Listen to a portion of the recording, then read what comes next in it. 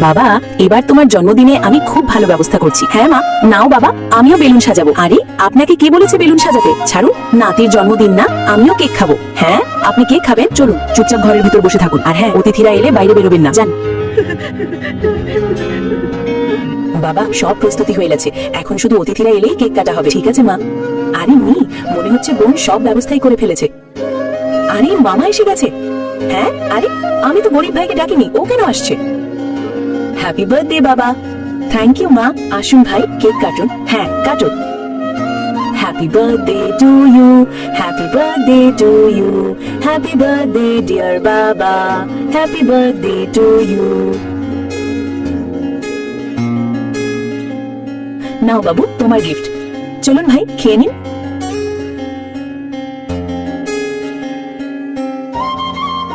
এই গরিব ভাইটা কোথা থেকে এলো? একটাও গিফট আনেনি, শুধু খাবার জন্যই চলে আসে। যদি তুমি সৃষ্টিকর্তায় বিশ্বাস করো তাহলে চ্যানেলটিকে সাবস্ক্রাইব ও লাইক করো।